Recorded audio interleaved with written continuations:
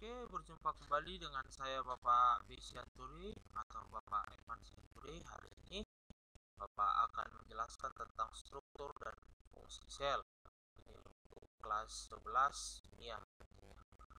Oke, di sini nanti kita akan belajar tentang struktur dan fungsi-fungsi dari bagian sel pada makhluk hidup serta bagian sel tersebut.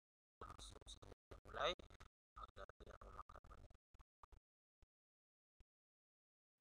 Pendahuluan di sini tertulis setiap sel yang menyusun jaringan epidermis ternyata mampu berdiri sendiri, terpisah dari sel yang lain. Dari sini dapat kita simpulkan bahwa sel adalah unit terkecil dari setiap makhluk hidup.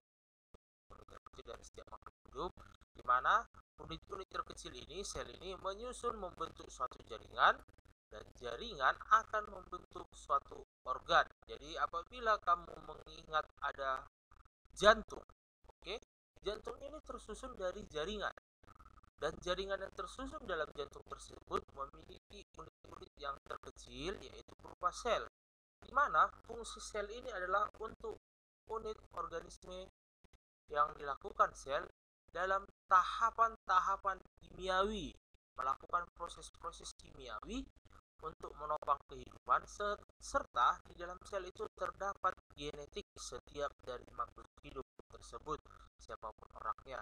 Jadi di dalam sel itu proses kimiawi apa saja Pak yang terjadi? Pertama, itu di mitokondria sebagai organel sel dari sel tersebut, di mana mitokondria ini berfungsi sebagai penghasil energi pada makhluk hidup yang diolah oleh sel tersebut dalam tahapan kimiawi. Baru yang kedua ada lisosom, di mana lisosom ini dalam tahapan proses pencernaan di dalam sel. Nanti ada badan Golgi juga sebagai transport protein, ada lisosom, ada ribosom untuk sintesis protein, seperti itu. Di sini terdapat berupa peta konsep. Di peta konsep ini, oke, coba kita perhatikan dulu, ada sel. Di mana sel ini adalah unit struktur dan fungsional terkecil dari makhluk hidup. Jadi unit penyusun terkecil dari setiap makhluk hidup dan juga sebagai struktur fungsional. Kalau dia dibilang struktur fungsional berarti yang mengatur sistem kimiawi pengolahan-pengolahan senyawa organik yang terdapat di dalam tubuh. Baru pada bagian berikutnya, sel ini memiliki berupa nukleus atau yang sering disebut sebagai inti sel. Di dalam nukleus atau inti sel inilah terdapat yang ada pada penjelasan di atas ini berupa genetik dari setiap makhluk hidup, baik makhluk hidup itu berupa hewan, tumbuhan, atau manusia. Oke, baru mengontrol aktivitas sel. Kalau dibilang dia mengontrol aktivitas sel, berarti nukleus ini berfungsi mengatur seluruh kegiatan sel, baik itu mengolah senyawa organik dan tahapan-tahapan pembelahan sel tersebut. Ada pembelahan mitosis maupun pembelahan meiosis. Baru sel memiliki berupa organel-organel. Kalau dia dibilang organel-organel itu bagian-bagian penyusun sel, yaitu berupa retikulum endoplasma untuk sintesis protein, ada badan Golgi untuk transport protein, mitokondria untuk menghasilkan energi, kloroplas untuk fotosintesis, skeleton ini sebagai rangka sel, oke, lisosom untuk pencernaan, ribosom untuk sintesis protein. Nanti ini semua penjelasannya akan Bapak jelaskan di bagian bawah, ada penjelasannya lagi. Oke, sel ini ada terdiri dari dua macam, atau ada prokariot dan eukariot. Yang maksudnya sini prokariot atau prokariotik, di mana prokariotik ini adalah bagian sel yang tidak memiliki membran nukleus, memiliki nukleus tapi membran nukleusnya tidak terdapat. Membran nukleus ini yaitu berupa di sel. Baru eukariotik ini memiliki membran nukleus. Kalau eukariotik memiliki membran nukleus, kalau prokariotik dia tidak memiliki membran nukleus. Oke, langsung kita lanjut lagi. Pengamatan sel dari masa ke masa. Oke, pada masa lalu sebelum ditemukan mikroskop, seluruh ahli biologi belum menyadari akan pentingnya sel dan struktur fungsional dari kehidupan. Kenapa bisa demikian? Karena ukuran sel itu sangat kecil. Oke, setiap objek berukuran kurang dari 10 mikron tanpa memakai alat bantu seperti mikroskop. Jadi awal dari penelitian tentang struktur dan fungsi sel ini setelah mikroskop ditemukan. Oke, untuk ukuran terkecil dari setiap sel itu 5-15 mikron.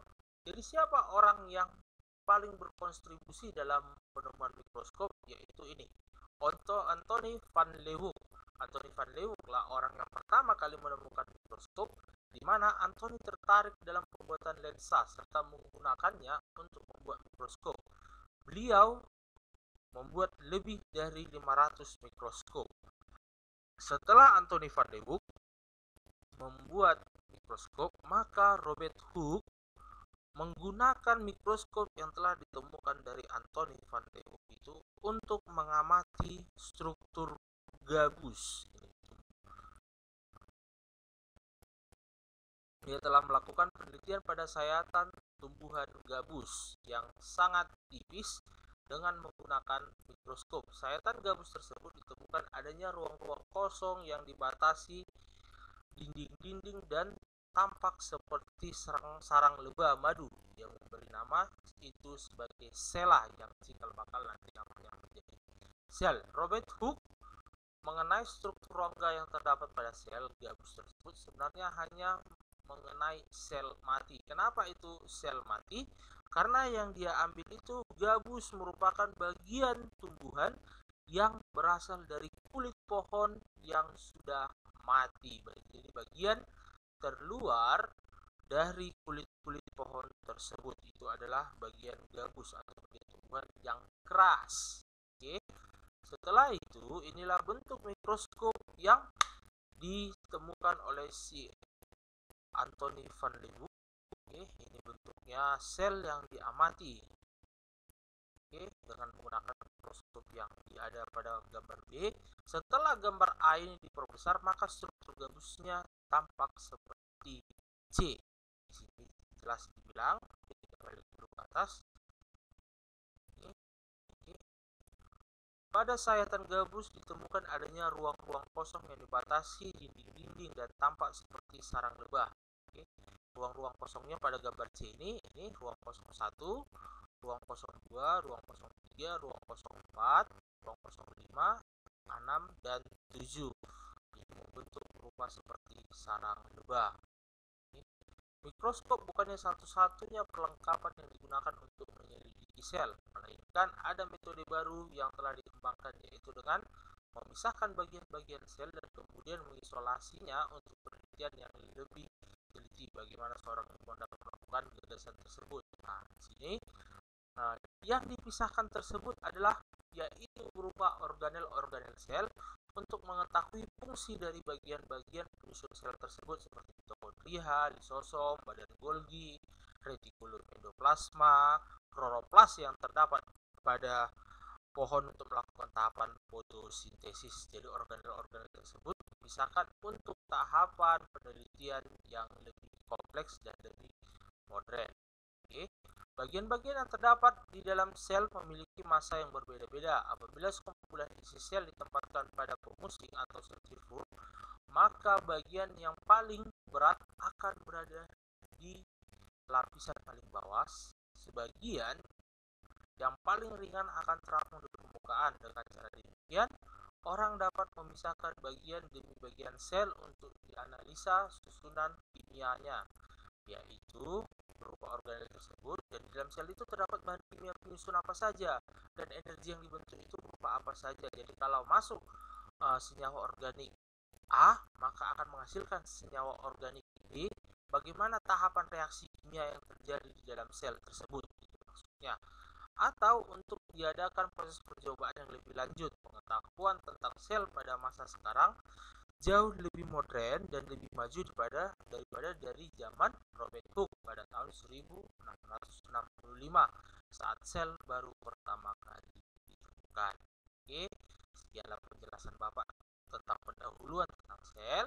Pada pertemuan berikutnya kita akan membahas struktur dan fungsi setiap bagian sel dan sel itu sendiri. Oke, sekian penjelasan Bapak. Terima kasih. Jangan lupa like and subscribe.